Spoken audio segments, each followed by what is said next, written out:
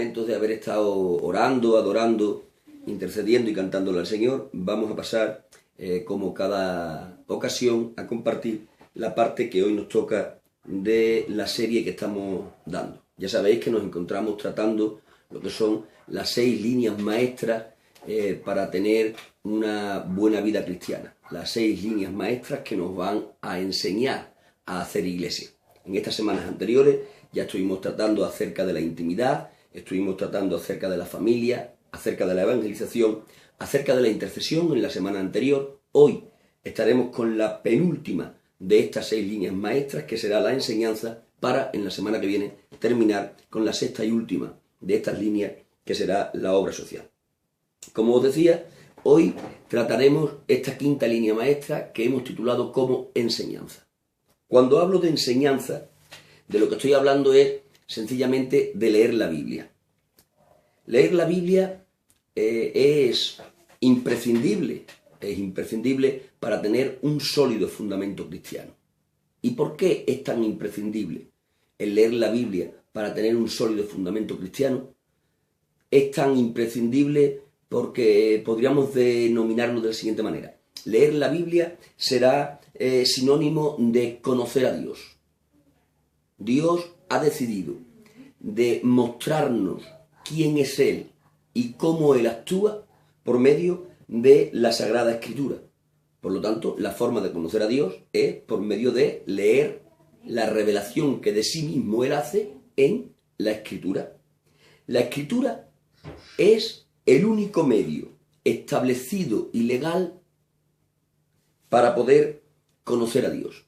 Por lo tanto, la enseñanza o la lectura de la Biblia como 5ª línea maestra para hacer cristianismo es de importancia fundamental. Si queremos realmente conocer a Dios, tendremos que estar realmente leyendo la Biblia y haciéndolo de una forma diaria, correlativa y profunda. Esta será la forma en la que podremos estar conociendo a Dios. Dicho de otra manera, la Biblia es la manifestación de la personalidad de Dios por medio de las Escrituras. Tiene tantísima importancia el conocer a Dios por medio de las Escrituras que la propia Biblia nos enseña que llegar a conocer a Dios por medio de la revelación de su palabra y después poner esta en práctica nos llevará a que todo nos salga bien. Esto fue lo que le dijo Dios a Josué, aquel que tuvo que tomar el relevo de aquel gran ministerio que fue Moisés. Esto es lo que le dice Dios a Josué en el capítulo 1, verso 8 del libro que lleva su nombre. Dice así la palabra del Señor. Libro de Josué, capítulo 1, verso 8. Nunca se apartará de tu boca este libro de la ley, sino que de día y de noche meditarás en él, para que guardes y hagas conforme a todo lo que en él está escrito, porque entonces harás prosperar tu camino y todo, y esto hay que subrayarlo, todo te saldrá bien. Ese es el consejo que Dios le da a Josué en el comienzo del ejercicio del ministerio que él tenía que desarrollar. Y el consejo era este. Dicho de otra forma, lee la revelación de mi palabra. Lee la Biblia, Josué. Si lees la Biblia, me conocerás a mí y conocerás como yo quiero que tú vivas. Y si lo que has recibido por el conocimiento lo pones en práctica en tu vida, entonces todo te saldrá bien. Estoy seguro que todos nos preocupamos muchísimo porque las cosas nos salgan bien. Pues aquí Dios nos dio la receta. Para que todo nos salga bien, lo que tenemos que hacer es, primero, conocer a Dios a través de la lectura de su palabra y, segundo, poner en práctica el conocimiento que hemos recibido. Si estos 2 axiomas se dan, todo nos saldrá bien. La Biblia y la lectura de la misma nos va a llevar a conocer a Dios y, como ya he dicho anteriormente, a conocer lo que Dios quiere de nosotros. La Biblia nos instruye en cuanto a cómo debemos de conducirnos en todas y en cada una de las áreas de la vida. La Biblia se preocupa de enseñarnos a cómo comer, se preocupa de enseñarnos a cómo vestir, se preocupa de enseñarnos a cómo compartir con nuestra compañera, se preocupa a cómo la mujer debe de relacionarse con el marido, se preocupa de cómo el matrimonio debe de criar a los hijos, se preocupa de cómo incluso debemos de relacionarnos con aquellos que son nuestros convecinos. La Biblia, en definitiva, es una escritura que se adentra hasta lo más profundo e íntimo de la vida del hombre. En la Biblia no hay ni tan siquiera una sola área de la vida del hombre que no sea afectada. Cuando estamos leyendo la Biblia, estamos leyendo la mente de Dios con respecto a lo que debemos de hacer en cualquiera de las áreas que compongan nuestra vida. Pero además de esto, la Biblia también nos enseña cómo es Dios relacionándose con su creación. Es decir, que la Biblia nos enseña cómo nosotros nos tenemos que relacionar en cualquier área de nuestra vida, pero también nos enseña cómo Dios se relaciona con su creación. Y cuando la Biblia nos enseña a relacionarnos con los demás y también a cómo Dios se relaciona con su creación, de alguna forma lo que nos está enseñando es a cómo debemos de reaccionar. A cómo debemos de reaccionar ante la vida. ¿Desde qué ejemplo? Desde el ejemplo de cómo Dios reacciona ante su creación. Y cuando hablamos de reacción, realmente estamos hablando del fruto de un pensamiento. Si la relación nos lleva a estudiar la reacción nos tiene que necesariamente llevar a estudiar lo que son los frutos de un pensamiento. ¿Por qué? Porque cada una de nuestras reacciones son la consecuencia de un pensamiento previo. Es por eso que la palabra del Señor en el libro de Proverbios, en el capítulo 23, verso 7, viene a decir, estoy parafraseando, que el hombre es lo que piensa. Mi pensamiento es el que conduce a mi conducta. Por lo tanto, si hablar de relación es hablar de reacción, hablar de reacción es hablar de pensamiento. Si la Biblia, Jonah, nos está enseñando a cómo debemos de reaccionarnos desde el ejemplo de cómo Dios se relaciona, lo que nos está enseñando es a cómo tenemos que reaccionar. ¿Ante qué? Ante las personas y también ante las circunstancias. Pero si nos está enseñando a cómo debemos de reaccionar ante las personas y ante las circunstancias, es que nos está queriendo enseñar cómo tenemos que pensar. Si el pensamiento es correcto, la reacción es correcta y la relación es saludable. Esto nos quiere enseñar Dios por medio de la palabra y por eso es tan importante la enseñanza de la Escritura. Por eso es tan importante la lectura de la Biblia como línea maestra para hacer un buen cristianismo. Hemos dicho que la reacción es el fruto del pensamiento. Y eso lo encontramos reflejado en el libro de Proverbios 23, verso 7. Con lo cual, estoy diciendo, y estoy en esta tarde compartiendo a vosotros, que leer la Biblia no es otra cosa que absorber el pensamiento de Dios con respecto a cualquier reacción que tenemos que tener en cualquier área de nuestra vida. Eso es leer la Biblia. Cuando leemos la Biblia, lo que hacemos es eso, absorber pensamientos divinos que nos instruyen a cómo tenemos que reaccionar ante cualquier circunstancia de nuestra vida. Eso es, de una forma concisa, lo que vamos a extraer de la lectura de la Biblia. En este canal quisiera también compartiros, y en relación a esto, que absorber el pensamiento de Dios desde la lectura de la Biblia se va a convertir a su vez en el tercer paso, no en el primero ni en el segundo, sino en el tercer paso del plan de Dios para hacer que el hombre pueda ser un ser semejante a Dios. Porque esto es lo que quiere Dios. Dios quiere que seamos seres semejantes a Él. De hecho, la gran obra de Dios no es tanto llevarnos al cielo como imprimir su imagen en nosotros.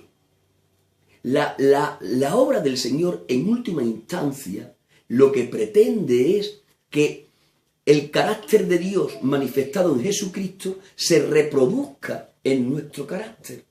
La obra de Dios en última instancia lo que pretende es que nosotros seamos grandes imitadores de Dios, grandes imitadores de Dios en la persona de Jesús. Jesús al fin y al cabo fue la exegesis del Dios desconocido, fue el que reveló al Dios invisible. Y ahora lo que Dios quiere en la gracia no es otra cosa que hacer de nosotros grandes imitadores de Él. Pero para ser grandes imitadores de Él tenemos que conocer cómo Él piensa. Y para conocer cómo Él piensa tenemos que leer la Biblia. Y vuelvo a reiterarme, el leer la Biblia se convertirá, absorbiendo el pensamiento de Dios, en el tercer paso del plan de Dios para hacer de cada uno de nosotros imitadores de Dios. Esto de que Dios quiere que seamos imitadores de Él no es un invento, ni tampoco es una moda, ni es algo que hayamos forzado en una interpretación complicada de las Escrituras. Es algo que la Biblia dice de una forma diáfana, de una forma clara, en la superficie del texto. Lo podemos encontrar en Efesios capítulo 5, verso 1, y también podemos encontrar este pensamiento que os estoy compartiendo en 1 Corintios 11, 1, en relación a que Dios quiere que le imitemos. Tanto en un pasaje como en otro de los que he citado, Dios reitera que Él quiere que nosotros le imitemos. Pero vuelvo a incidir, para que nosotros podamos imitar a Dios, tendremos que conocer cómo piensa Dios. Y para encontrar el pensamiento de Dios, tendremos que leer la Biblia. Y cuando leemos la Biblia y extraemos de ella el pensamiento de Dios para cualquier área de nuestra vida, lo que realmente estamos haciendo es llevar a cabo el tercer paso del plan de Dios para hacer de nosotros unos buenos imitadores de Dios. Claro que si os hablo del tercer paso, tendré que brevemente hablaros también del primer y del segundo paso. Cuando hablo del primer paso del plan de Dios para hacer de nosotros buenos imitadores de Dios, estoy hablando de ese suceso que ocurre el día en que nacemos de nuevo. Ya sabéis vosotros que el nuevo nacimiento se produce cuando aceptamos a Jesús como el Salvador de nuestras almas. En aquel día en el que nosotros reconocimos no solo a la persona de Jesús, sino a la obra que hizo a nuestro favor, en ese día, cuando nosotros nos arrepentimos de nuestros pecados, lo primero que ocurrió como consecuencia de la confesión de nuestros pecados y de la confesión de Jesús como Salvador, lo primero que ocurrió fue que el Espíritu Santo vino a nuestro espíritu. ¿Y qué ocurrió cuando el Espíritu Santo vino a nuestro espíritu? Que le dio vida a nuestro espíritu. Nuestro espíritu estaba muerto en cuanto a funcionalidad, pero de que reciba el Espíritu Santo, nuestro espíritu recibe vida. ¿Cuál fue el segundo paso de este plan de salvación de Dios? Y no solo de salvación, sino de este plan para hacernos imitadores de Él. El segundo paso será entender que en el nuevo nacimiento no simplemente recibimos vida en nuestro espíritu, sino también que en el nuevo nacimiento se nos imparte muerte. Se nos imparte muerte en el viejo hombre.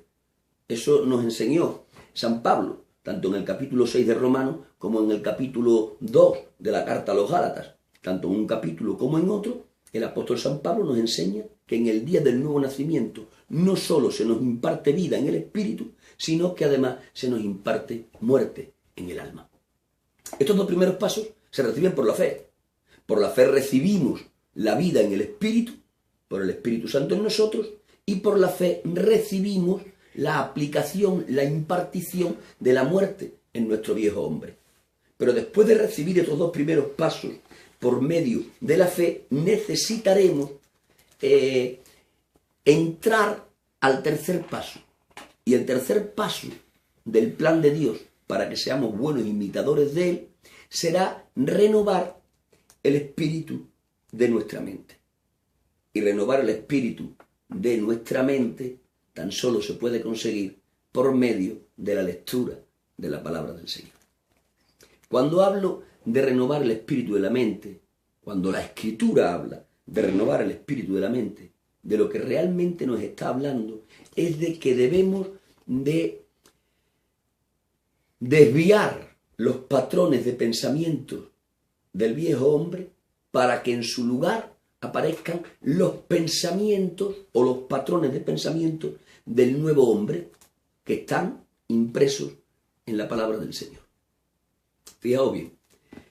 Dice la palabra del Señor en Efesios 4, 22 al 24, que la única manera de despojarnos del viejo hombre y revestirnos del nuevo hombre es habiéndonos renovado previamente en el espíritu de nuestra mente.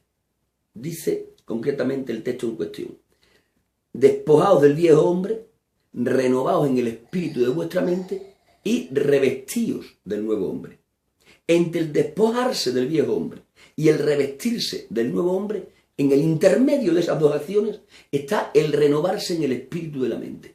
Con lo cual el apóstol, implícitamente, Roberto, nos está enseñando de que si no nos renovamos en el espíritu de nuestra mente, no podremos jamás revestirnos del nuevo hombre. La renovación del espíritu de la mente es imprescindible para completar el nuevo hombre en nosotros. Y si esto no se consigue, no podremos ser buenos imitadores de Dios. Dice después en Romanos 12:2, transformaos por medio de la renovación de vuestro entendimiento. El apóstol usa la palabra transformaos por medio de la renovación de vuestro entendimiento. Nos enseña qué es lo que Dios quiere terminar por hacer en nosotros. Transformación. Y nos enseña el medio por el que el Señor va a conseguir ese último fin. Por la renovación de nuestro entendimiento. La renovación del entendimiento es el medio por el que Dios consigue la transformación. La transformación es la meta de nuestra carrera. Es la cima de nuestra montaña. Pero no se alcanza si no es por medio de la renovación del entendimiento. Teniendo eso presente, dejadme explicarlo de una forma más minuciosa. Hemos nacido de nuevo. Y cuando hemos nacido de nuevo, la vida de Dios se ha implantado en nuestro espíritu. Después de esto, dice la palabra del Señor, que el viejo hombre ha muerto. ¿De acuerdo? Imaginad por un momento que nosotros ya hemos dado esos dos pasos.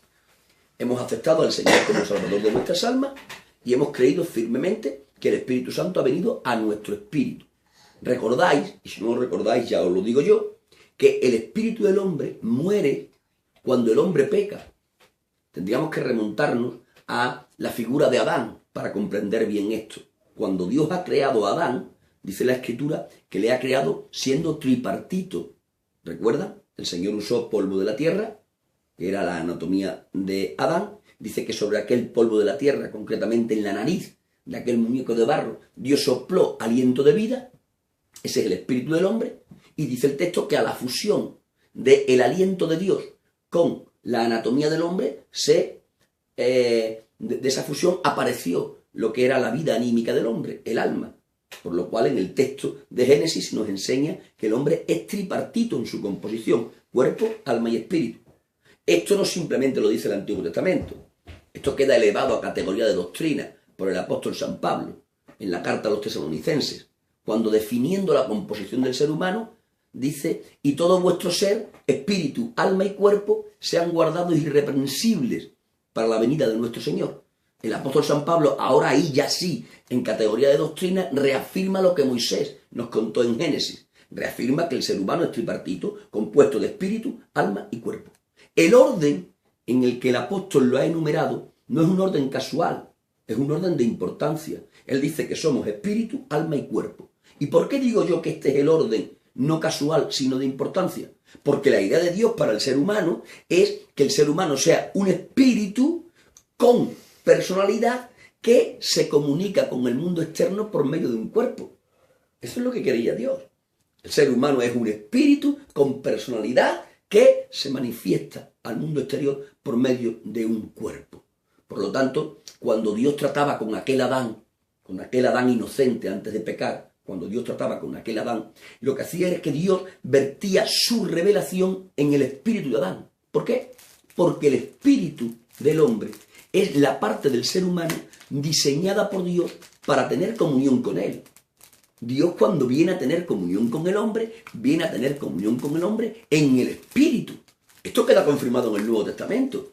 ¿Recordáis aquel pasaje en el que San Pablo dice: porque el Espíritu, hablando del Espíritu Santo, da testimonio a mi espíritu, hablando del espíritu del hombre, de que yo soy hijo de Dios? ¿A quién le daba el testimonio el Espíritu Santo? ¿Al alma de Pablo? ¿Al cuerpo de Pablo? No, al espíritu de Pablo.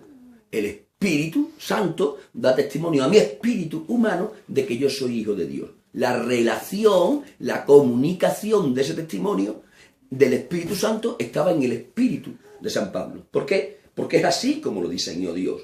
Dios, cuando se comunica con el ser humano, lo hace a través del espíritu. Esto queda confirmado también en aquel otro famoso pasaje de la entrevista de Jesús con la samaritana en el pozo de Jacob. Recordáis que aquella samaritana le dice: nosotros los samaritanos decimos que hay que adorar en Jericín, y vosotros los judíos decís que hay que adorar en Jerusalén. ¿Y qué le dice el Señor? Dice: llegará un tiempo en el que ni se adorará en Jericín, ni se adorará en Jerusalén. Llegará un tiempo en que Dios buscará a los adoradores que le adoren, ¿dónde? En espíritu y en verdad. Ahí el Señor Jesús también aporta luz sobre esto que estoy diciendo. La comunión verdadera de Dios con el hombre siempre se gestiona en la parte del hombre llamada espíritu. ¿Por qué? Porque el espíritu es la parte del ser humano divinamente diseñada para tener comunión con Dios. Volviendo a Adán, cuando Dios quería hablar con Adán al caer la tarde en aquel huerto, cuando Adán terminaba su jornada laboral y llegaba allí Dios, según nos cuenta el Génesis, con la parte del ser humano que Dios tenía comunión, o sería mejor decir, Dios tenía comunión con todo el ser humano, pero en la parte donde Dios, entre comillas, vertía su comunión, era en el espíritu de Adán, ¿de acuerdo? El gobierno de Dios se vertía en el espíritu de Adán, porque era la parte de Adán, divinamente diseñada para eso, absorbía la revelación de Dios. Ahora, ¿qué hacía el espíritu de Adán?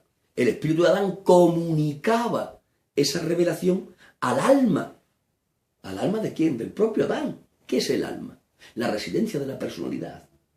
En el alma está tu identidad, mi identidad. Ahí en el alma están los pensamientos, están las emociones, está la voluntad.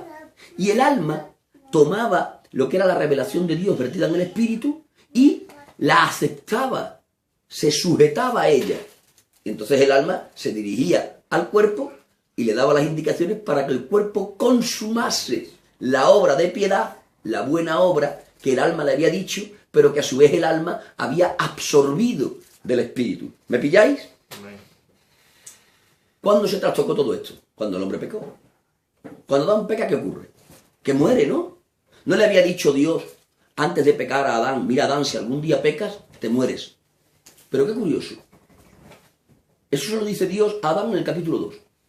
Adán peca en el capítulo 3, pero después de pecar Adán sigue respirando, y sigue andando, y sigue hablando, y sigue comiendo. ¿Pero cómo es posible? Si Dios le dijo en el capítulo 2 que si comía del fruto prohibido se moría, ¿cómo es posible que en el capítulo 3 le veamos todavía viviendo? ¿Se equivocó Dios? ¿Falló su predicción? Ni una cosa ni la otra. No es posible que Dios se equivoque. Mucho menos es posible que una predicción divina falle. Lo que ocurrió ahí fue lo que realmente Dios había predicho, que Adán murió. Solo que a la muerte a la que Dios se refería de una forma prioritaria en el capítulo 2 era la muerte del espíritu, a la muerte del espíritu de Adán, que después con el paso del tiempo esa muerte alcanzaría incluso al cuerpo y volvería al polvo del que fue tomado, de acuerdo, pero eso era progresivo. En primera instancia la muerte donde se instala es en el espíritu de Adán. ¿Y qué hemos dicho que tenía como funcionalidad el espíritu? Tener comunión con Dios.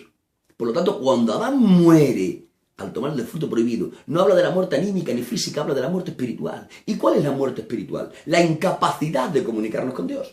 Por lo tanto, el espíritu del hombre, como parte del ser tripartito, quedó inutilizado, muerto, no en cuanto a desaparecer, muerto en cuanto a no funcionar.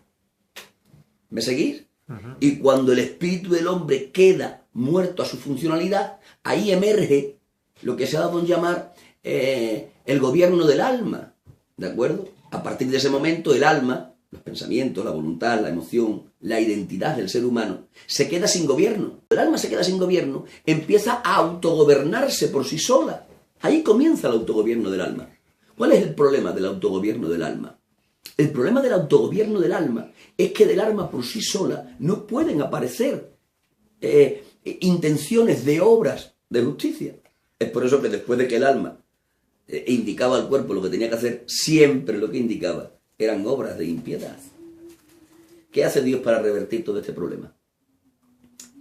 De una forma concisa. Lo que Dios hace para revertir todo este problema es hacerse hombre, ¿no? En la persona de Jesús. Vivir sin pecado y entregarse a la muerte en nuestro lugar. Y cuando Jesús ha vivido sin pecado y se ha entregado a la muerte en nuestro lugar, ha quedado un mensaje en la boca de los apóstoles. Y les ha dicho, decidle al mundo entero que el que crea en mí y en mi obra y lo confiese con su boca, ese será salvo. Por eso dice la Escritura que el que cree con el corazón y confiesa con la boca que Jesús es el Señor, este será salvo. Los apóstoles salieron, predicaron aquello por todo el mundo. Y la gente, a partir de ahí, cuando creen en Jesús, no solo en su persona, sino también en su obra, y se arrepienten de sus pecados, entonces, ¿qué ocurre? Que la muerte del espíritu del hombre se transforma en vida. ¿Por medio de qué? Por medio de que el Espíritu Santo viene a vivir en el espíritu humano. ¿De acuerdo? Esa es la primera verdad que tenemos que comprender. El primer paso del plan de Dios para que podamos ser imitadores de Dios en la persona de Jesús. El segundo paso, ya lo he dicho antes, es no solo creer que hemos recibido vida en el Espíritu, por todo esto que he explicado, sino también creer que en el día del nuevo nacimiento se nos impartió muerte en el alma.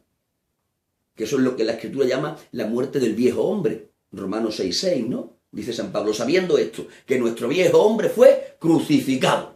¡Ay! San Pablo dice que el viejo hombre fue crucificado. Es decir, que fue muerto. ¿Cuándo? En el día del nuevo nacimiento. ¿De acuerdo? Esto lo reafirma después San Pablo en Gálatas, ¿no? Dice, ya no vivo yo, más Cristo vive en mí. Y si le preguntamos a Pablo, que no vives tú, que Cristo vive en ti. O sea, no vives tú, Cristo vive en ti. ¿Dónde estás tú? Y Pablo respondería en el mismo episodio de Gálatas y diría, yo estoy junto con Cristo crucificado. ¿De acuerdo? Lo que ha dicho en Romanos, en categoría de doctrina, en Gálatas lo expresa como una experiencia personal. Pero aun cuando aceptemos el primer paso, recibir vida en el Espíritu, por la fe en Cristo, y el segundo paso, recibir muerte en el alma, por la fe en Cristo también, necesitaremos el tercer paso del que estoy hablando. ¿Para qué? Para ser buenos imitadores de Jesús. Hemos dicho que ser imitadores de Jesús es el fin último del plan de Dios con nosotros. Pero para ser buenos imitadores no nos bastará con tan solo pasar por el primer y el segundo paso. No solo nos bastará haber aceptado la vida en el Espíritu por la fe en Cristo y también la impartición de muerte en el alma, en el viejo hombre, por medio también de la fe en Cristo. Nos faltará un tercer paso para completar el plan de Dios. Y este tercer paso es la renovación del espíritu de la mente, de la que nos habla tanto Efesios 4, 22 al 24 como Romanos 12, verso 2. Y aquí volvemos al tema que nos ocupa hoy.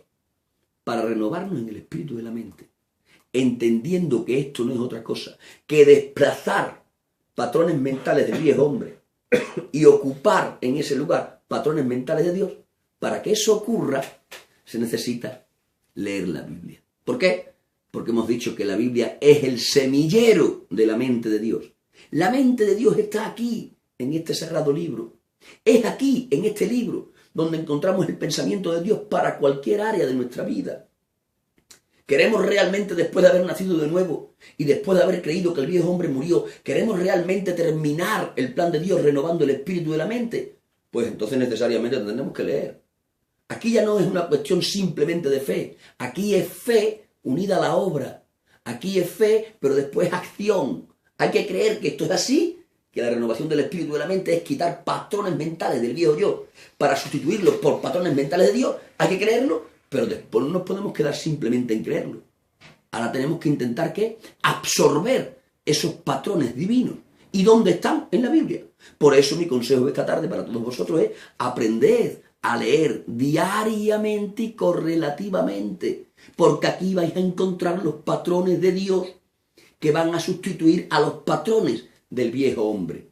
Y solo entonces podréis alcanzar a renovar el espíritu de vuestra mente. Y solo entonces podréis alcanzar a ser imitadores de Dios, que es realmente lo que Dios quiere para con nosotros. Por esto es tan importante la quinta línea maestra. Por esto es tan importante la enseñanza. Por esto es tan importante el sinónimo de la enseñanza, que es leer la palabra de Dios. Leer la palabra de Dios, que es absorber el pensamiento de Dios.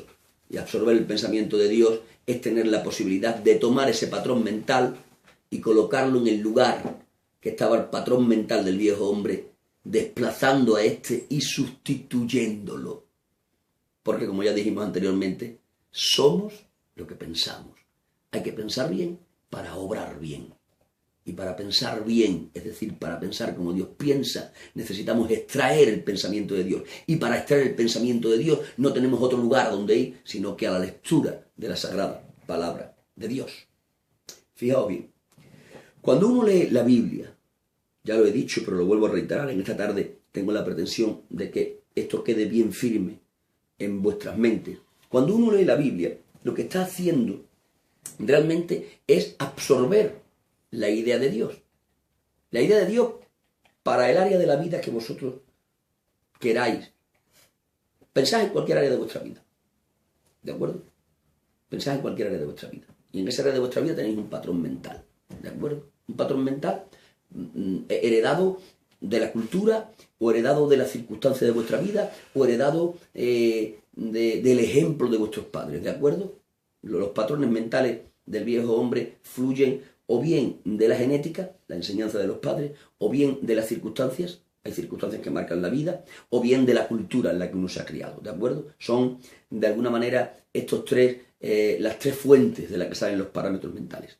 Para vosotros quitar ese parámetro mental nacido de cualquiera de estas tres fuentes y colocar en su lugar el patrón mental de Dios, ya hemos dicho que lo que necesitamos es leer la palabra. ¿Por qué? Porque en la palabra están las ideas de Dios. Cuando nosotros leemos la palabra, lo que hacemos es absorber una idea divina. Cuando nosotros esa idea la catalogamos como buena, esa idea se convierte en un pensamiento. Cuando nosotros a ese pensamiento le damos aprobación, ese pensamiento se convierte en un concepto. Cuando ese concepto es probado y sale victorioso de la prueba, entonces el concepto se convierte en un hábito. Y cuando el hábito lo practicamos, entonces se convierte en un principio. Y cuando la idea primera se convierte en un principio, entonces hemos completado la renovación del espíritu y de la mente en ese área concreta. ¿Cuántas veces hemos dicho, ese es un hombre de principios? O aquella es una mujer de principios. Cuando decimos eso, lo que realmente estamos diciendo en forma de halago es ese hombre o esa mujer viven conforme piensan. Un principio no es otra cosa que una idea bien fundamentada. Pero para que una idea se convierta en principio, tiene que pasar primero por hacerse un pensamiento, un concepto y un hábito. Déjenme aplicar todo esto a un área concreta de cualquiera de nuestras vidas. Imaginad que todos los que estamos aquí, que ya somos cristianos, que hemos recibido al Señor como Salvador, imaginar que todos nosotros, que ya hemos recibido la vida de Dios en nuestro espíritu, que también por la fe hemos recibido la impartición de Dios en la muerte de nuestro viejo hombre, pero que todavía nos encontramos en el proceso del tercer paso, de la renovación de nuestra mente. Imaginemos que cualquiera de nosotros estamos intentando renovar el espíritu de nuestra mente en el área de las relaciones interpersonales. ¿De acuerdo? Y que el patrón mental que a lo mejor tú tienes en cuanto al área de las relaciones interpersonales es un patrón mental del viejo hombre.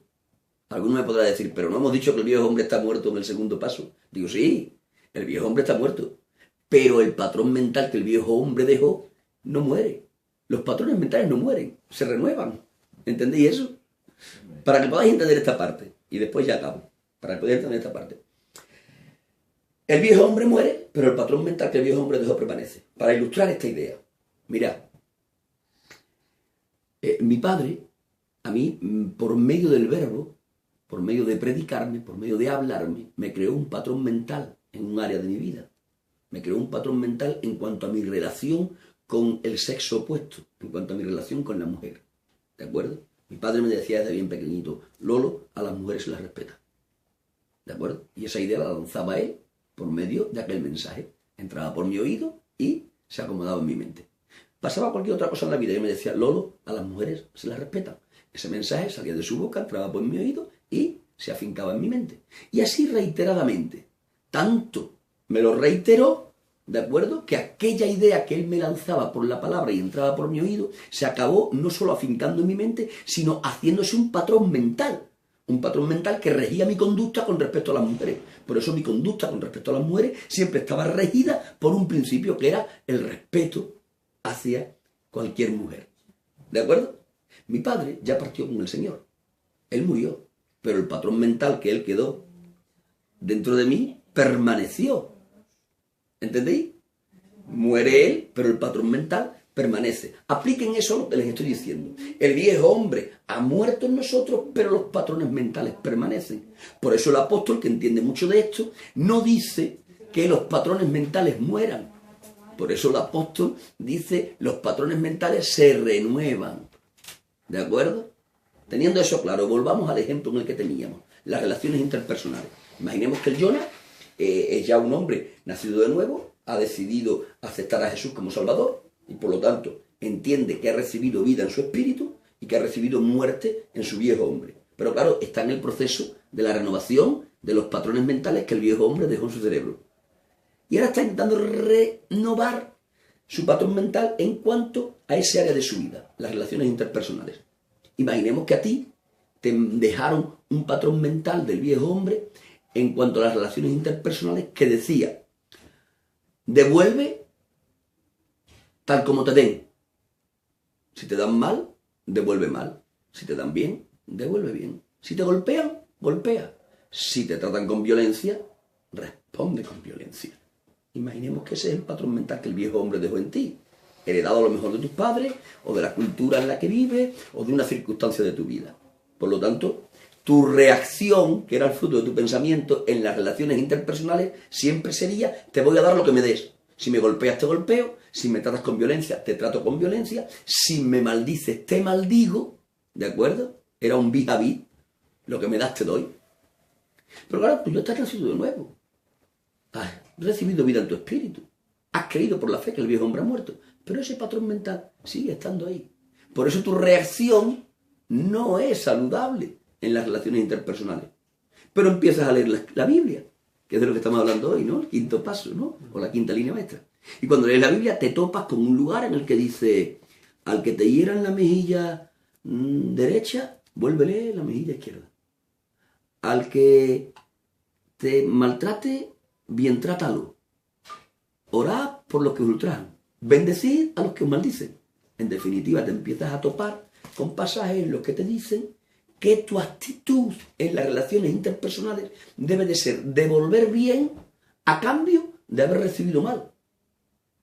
Totalmente contrario a tu patrón mental del viejo hombre. Cuando tú estás absorbiendo esa idea, es la idea de Dios. ¿Con respecto a qué? Con respecto a las relaciones interpersonales. Lo lees y lo que estás absorbiendo es una idea. Si a la idea le das la aprobación, esa idea se convierte en un pensamiento. Si el pensamiento lo das como bueno, ese pensamiento se convierte en un concepto. Pero ahora el concepto tendrá que ser probado. Y si el concepto de la prueba sale victorioso, se convertirá en un hábito.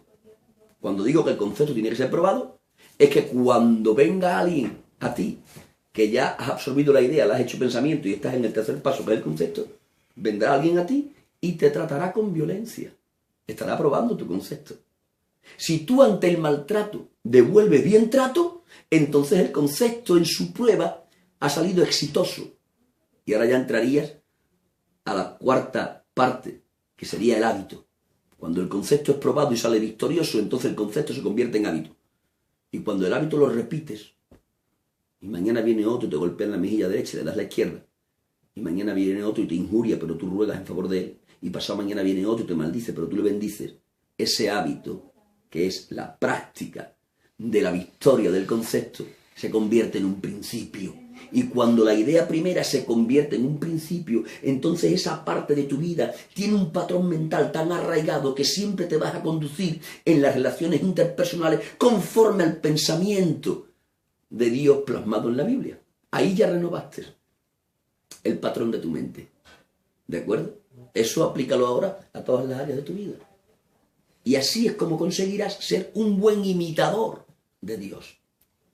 Resumiendo, solo así podrás conseguir revestirte del nuevo hombre, según dice Efesios 4:22, y solo así podrás ser transformado, según dice Romanos 12:2. La transformación, que es no otra cosa, sino que la conclusión de la imitación verdadera, la conseguirás por medio de la renovación de tu entendimiento. Transformación es la realización de la imitación verdadera. Pero transformación, cariños míos, no es cambio. transformación es algo más. Mirad, para que lo entendáis. Un cambio, y ya con esto voy a terminar, un cambio es trasladar algo de un lugar a otro lugar sin que ese algo deje de ser lo que era. Imaginad este azucarero. Lo tengo en la parte izquierda de la mesa, ¿de acuerdo? Tomo el azucarero de la parte izquierda de la mesa y lo llevo a la parte derecha de la mesa. Es un cambio. Pero el azucarero sigue siendo azucarero en la parte izquierda y en la parte derecha. Eso es un cambio. Llevar algo o alguien de un lugar a otro, pero permanece siendo el mismo algo o el mismo alguien que era antes del cambio. Pero esa no es la meta, ¿eh?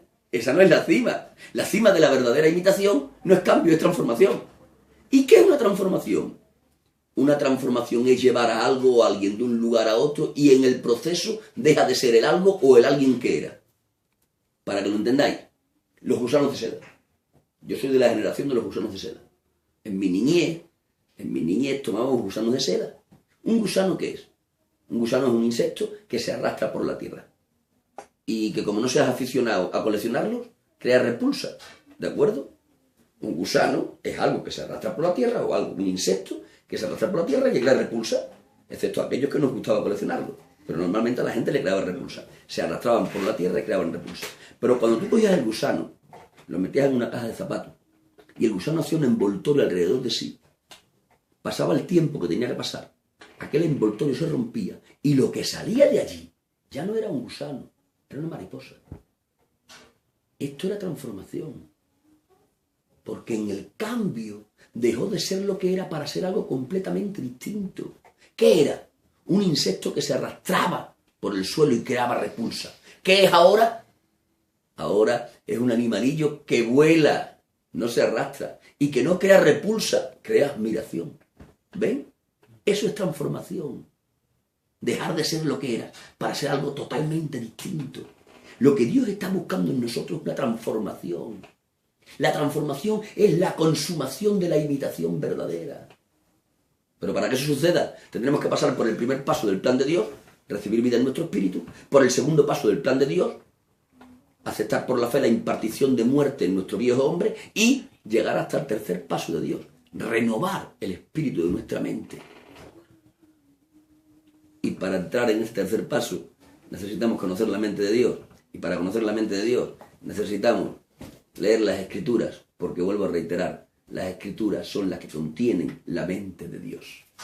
Así que la quinta línea maestra de hacer cristianismo es esta que hoy compartimos: enseñanza, leer la Biblia, siendo prácticos, acostumbrémonos a leer de una forma diaria y correlativa, y ahí absorbiendo la mente de Dios, que venga desplazando los patrones mentales antiguos para poder ser buenos imitadores que concluyan su imitación con una verdadera transformación. Hasta aquí. Dios os bendiga y hasta la semana que viene.